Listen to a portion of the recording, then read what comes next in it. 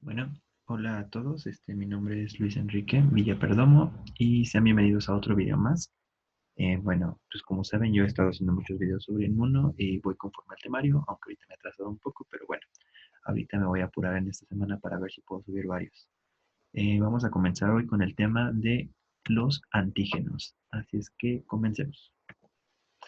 Bueno, como tal hay que hablar de que el sistema inmune va a tener esta capacidad de discriminar entre lo propio y lo extraño, pero obviamente también esas moléculas que son extrañas o que le resultan extrañas al sistema inmune, aquí va a tener esta capacidad de saber qué tan extraño es, o sea, como tal, qué tan peligroso, entre comillas, podría ser, o sea, el potencial inmunológico de cada una de esas moléculas, porque obviamente van a haber moléculas que induzcan más rápido una respuesta inmune y otras que no necesariamente necesiten activarla, pero obviamente no dejan de ser extrañas, ¿no? Pero eso es entonces una de las capacidades que va a tener el sistema inmune.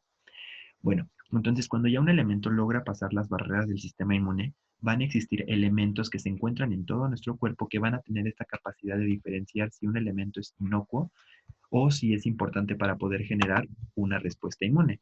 O sea, por ejemplo, en este caso podemos hablar de lo que serían los receptores, los TLRs, por ejemplo, que pueden, aparte de que identifican a lo extraño y pueden activar respuestas inmunes, también tienen esta capacidad de saber si es muy importante para poder generar esta respuesta inmune y eliminarlo rápidamente o si no es importante y si se deja pasar. O sea, obviamente se van a identificar, sí, pero entonces ahí es donde el sistema inmune, por medio de todos estos receptores, va a elegir o va a tomar esa decisión, así si lo vemos de esa manera, va a tomar esa decisión de poder identificar si se necesita o poder saber si se va a necesitar hacer esta respuesta o si no tiene un buen potencial inmunológico, pues obviamente no se va a generar nada y no nos va a ocasionar ningún daño y va a pasar por alto. Bueno, entonces vamos a hablar ya de los conceptos generales. Este video va a durar muy poquito, la verdad, pero bueno, es lo más resumido que puede hacer sobre los antígenos. Vamos primero a definir lo que es un antígeno. Un antígeno va a ser una molécula de procedencia tanto exógena como endógena, o sea, dentro de nuestro cuerpo puede estar o fuera, que va a resultar extraña al organismo. Pero aquí está lo importante. Esta no necesariamente nos tiene que generar una respuesta. O sea, aquí simplemente con que sea una molécula extraña para el organismo va a ser un antígeno. Pueden ser las mismas proteínas de nuestro cuerpo o muchas otras partes de nuestro cuerpo, o también pueden ser sustancias extrañas, que obviamente todo lo de fuera, perdón, exógeno. Todo lo de fuera, pues obviamente es antígeno, porque todo eso es extraño para nuestro organismo, pero no necesariamente generan la respuesta. Ajá, aquí tenemos obviamente un anticuerpo y aquí está pues la imagen que pues más o menos va a definir a lo que sería el antígeno, que es este que vemos aquí. Con que ya sea este extraño, es antígeno. Pero aquí va la otra. Tenemos al inmunógeno. El inmunógeno son los antígenos que van a tener la capacidad de inducir una respuesta inmune. O sea, aquí es lo que todos dicen. No todos, o sea, todos son antígenos, pero no todos son inmunógenos. O sea, puede haber un antígeno que no genere una respuesta, pero no deja de ser antígeno. Pero si genera una respuesta, ya a este antígeno le llamamos inmunógeno, ¿ok? Entonces, un inmunógeno es un antígeno que nos genera una respuesta. Y luego tenemos a los aptenos. Estos son igual antígenos, pero son moléculas pequeñitas que obviamente se van a unir a anticuerpos, pero no van a poder activar a los linfocitos por el tamaño tan pequeño. Pero estas moléculas tienen la capacidad de poderse unir a otras de mayor peso. Ya que se unen a otras de mayor peso, pueden llegar a formar un inmunógeno, es decir, ya poder generar una respuesta. A la molécula a la que se unen se le va a llamar transportador. Entonces, al momento de que se unen, pues ya estos ya convierten en un inmunógeno y así pueden llegar a generar una respuesta inmune. Entonces, aquí el apteno, pues son moléculas, recuerden, muy pequeñitas y se pueden unir, por ejemplo, a moléculas del MHC, que se estén procesando y así ya puedan ser presentadas y activar a los linfocitos. Eso es un ejemplo. Se pueden meter, por ejemplo, al surco que se encuentra del MHC, que ya lo vamos a ver en el siguiente video de MHC. Entonces aquí apteno, molécula pequeña que necesita unirse a otra para ser inmunógeno, si no, no hace nada. Y el inmunógeno es un antígeno que genera una respuesta inmune. Y un antígeno es una molécula que es extraña para el organismo. Aquí, bueno, aquí tenemos como pues ejemplos, ¿no? Y aparte, pues esta imagen, aparte como que puse como más o menos toda la respuesta desde lo que es la presentación de antígeno hasta toda la diferenciación, pero aquí quería dar a entender que esta que se encuentra aquí entre estos dos, el MHC y el TCR, es el antígeno. Bueno, ahora vamos a aprender un tolerágeno. Un tolerágeno va a ser una sustancia tanto ya sea propia o extraña, pero no van a inducir una respuesta inmune. ¿Por qué? Porque se tolera, ¿ok? Es como lo más fácil, ¿no? Decirlo, tolerágeno. Entonces, el mismo nombre lo dice. Luego tenemos un alergeno. Este va a ser un elemento extraño que va a ser inocuo para una persona normal, es decir, no nos va a generar, a la mayoría de las personas no nos va a generar ningún tipo de respuesta, pero hay personas que son atópicas, que estos van a presentar una respuesta que es de hipersensibilidad de tipo 1, que ya lo van a ver en otros videos o en otros temas en sus clases. Aquí tenemos los distintos alergenos. Por ejemplo, hay muchas personas que cuando comen pescado les mandan esta respuesta de hipersensibilidad.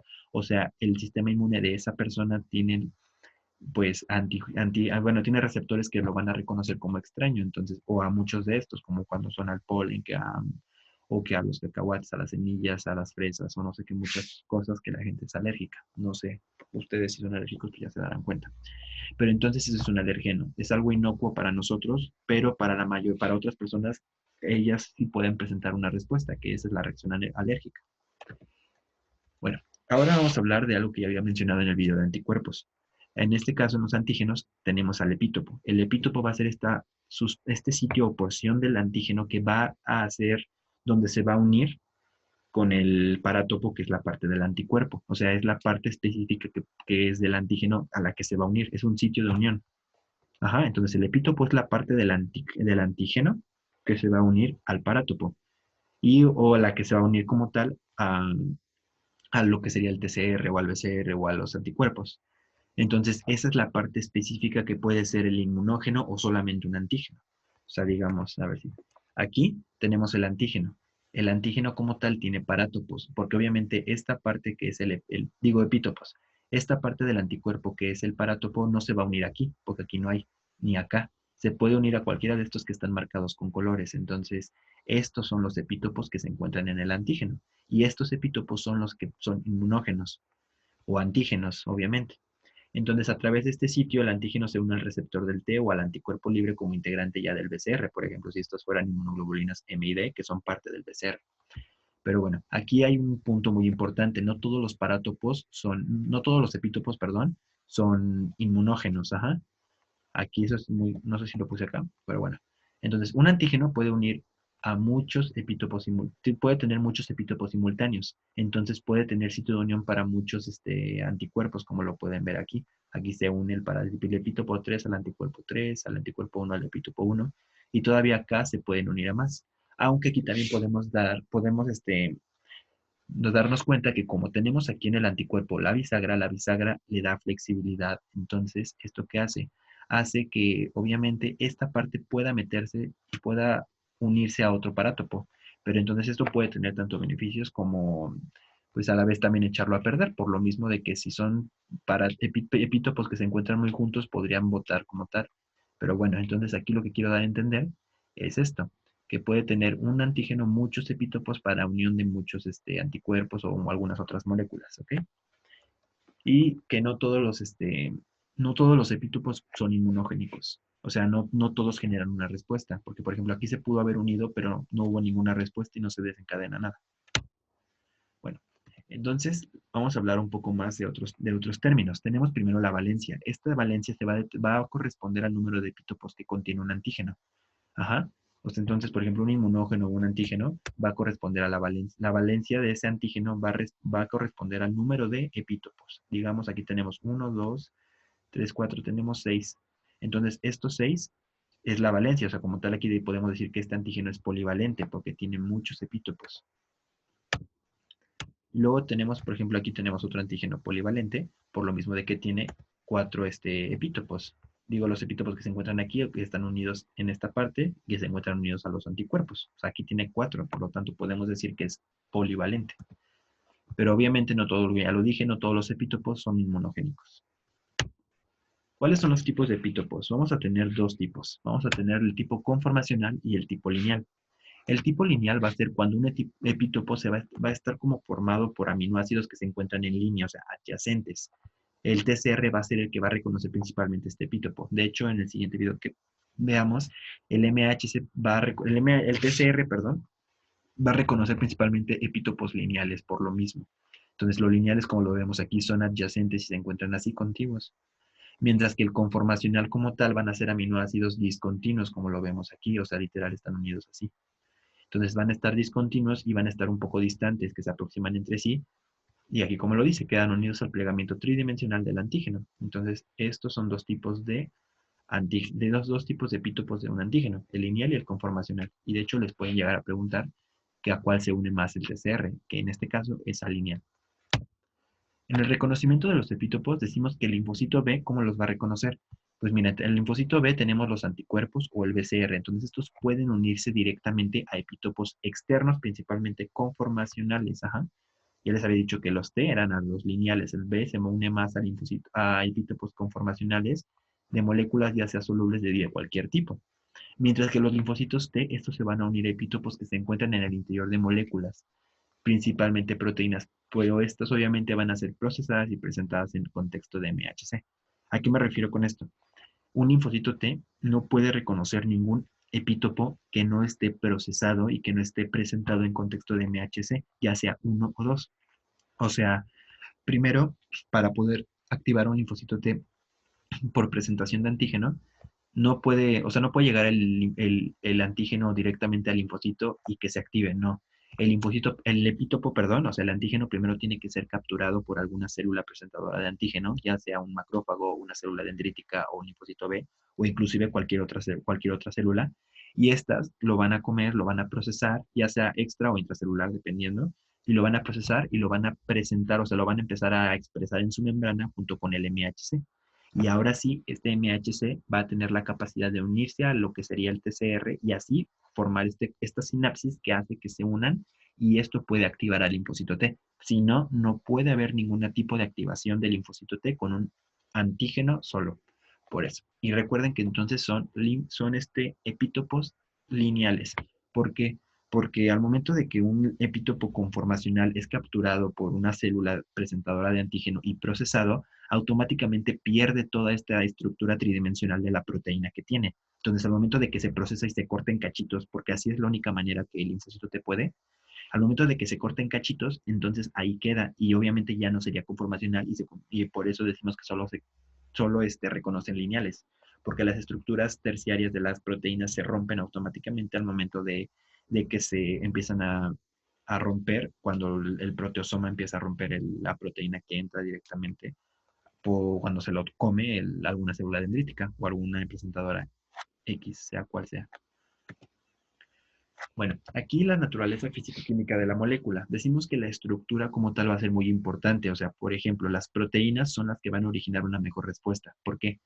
Porque los linfocitos T van a reconocer en su mayor cantidad a proteínas, de hecho, o sea, péptidos que se encuentren procesados.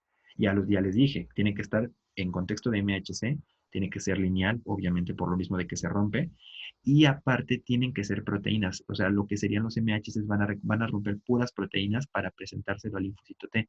A diferencia del linfocito B, que el linfocito B sí puede llegar a agarrar por lo mismo de que tiene anticuerpos en su BCR, que es la M y la D, estos pueden llegar a captar antígenos libres. Entonces ahí puede agarrar glucolípidos o puede agarrar lípidos, proteínas o cualquier otra molécula.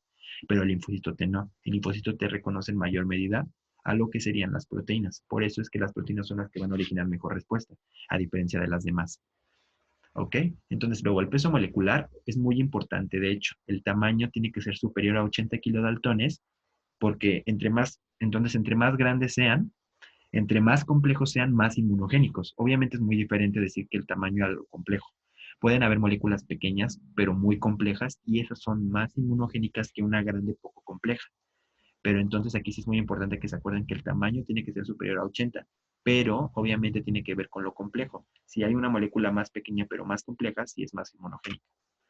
Y en el estado físico, aquí es muy importante decir que las moléculas solubles son menos inmunogénicas. ¿Por qué? Esto es como muy fácil de analizar. Tenemos una molécula soluble que entra al cuerpo, entonces estas tienen menos vida, se podría decir, en el cuerpo porque como son solubles, se van a deshacer, por así decirlo, y por lo tanto, pues no tendría caso que el sistema inmune genere una respuesta si ya como tal se fue. A diferencia de una molécula que no es soluble o que es muy poco soluble, que le va a costar trabajo disociarse, entonces ahí sí es donde va a poder generar una respuesta inmune. Bueno, ¿qué es un adyuvante? Un adyuvante van a ser una sustancia que cuando se mezcla con un antígeno va a aumentar la inmunogenicidad. Algunos de ellos por retardar su eliminación, o sea, como tal, si mezclas un antígeno con este tipo de adyuvantes, la inmunogenicidad aumenta, por lo mismo de que obviamente, como dice que retarda su eliminación, es lo que retomamos lo de la solubilidad.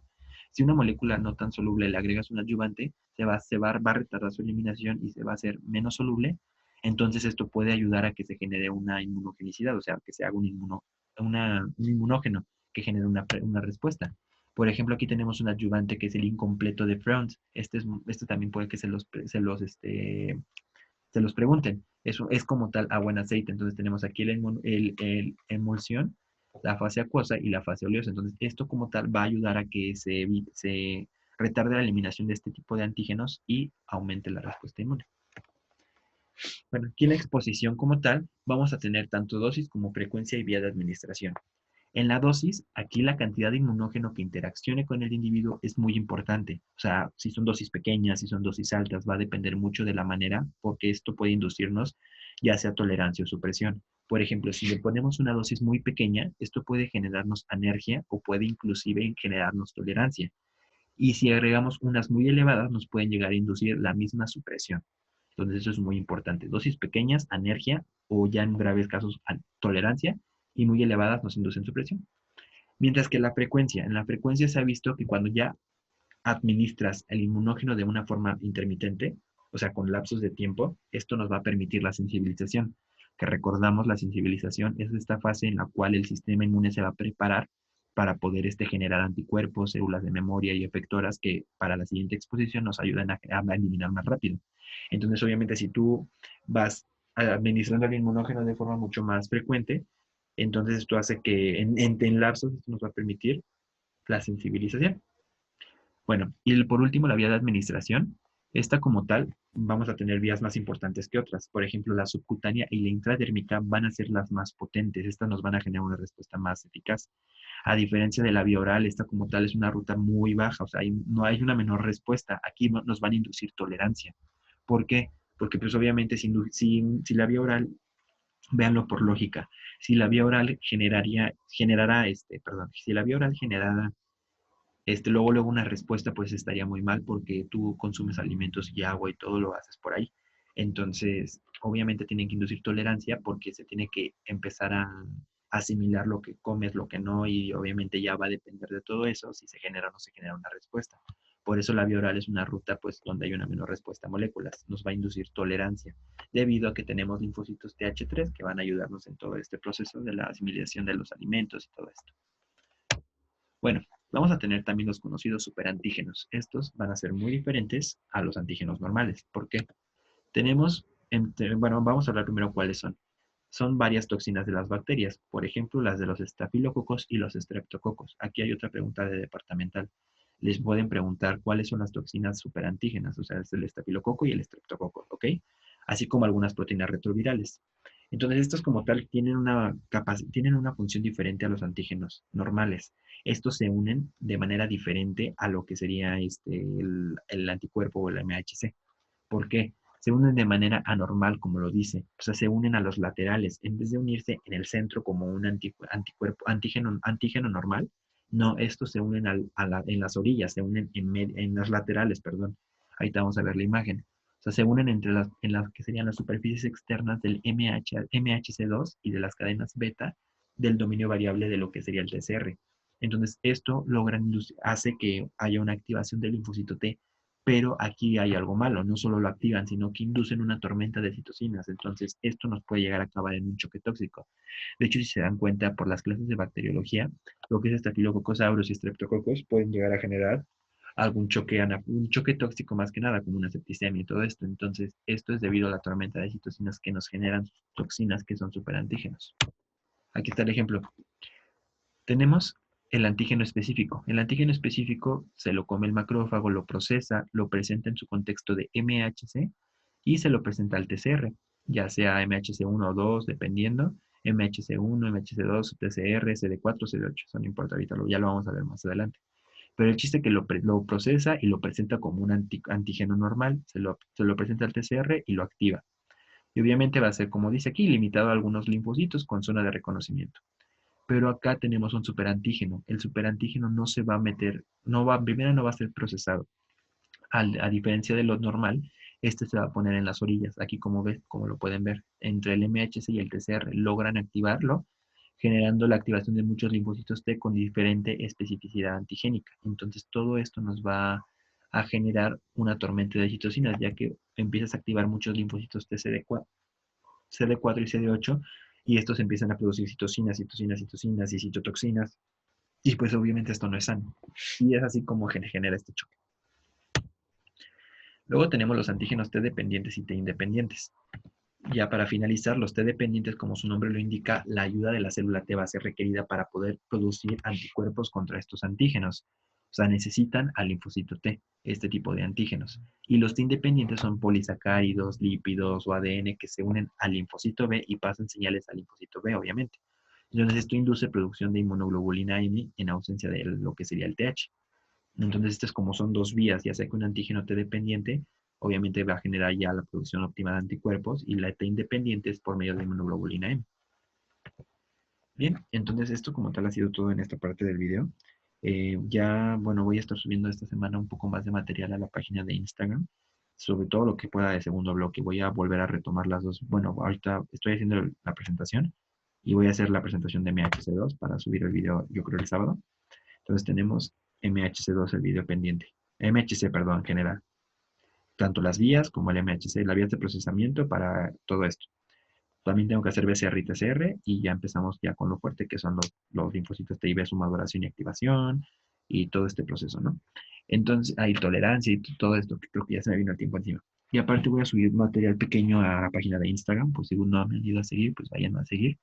Y recuerden también aquí darle me gusta al video, a compartirlo, ayúdenme y así. Entonces, pues ya saben que cualquier duda me la pueden dejar en los comentarios. Y pues creo que en sí eso sería todo. Entonces, nada más esperen a que ya vuelva a publicar. Ya en la página de Instagram obviamente lo voy a publicar, más también en el de la facultad, que publico y aviso que ya están los videos. Entonces, yo me voy a apurar entre mañana la termino y para grabarla entre mañana y el sábado. Y a ver si el sábado y el lunes subo otros dos, sábado y lunes, para poder apurarnos con el temario y que pues no se les haga tan pesado. Y muchas gracias por ver los videos y recuerden, no olviden suscribirse. Y pues ya, gracias a todos. Y espero ya hayan tenido unas buenas fiestas y un excelente inicio de año a todos.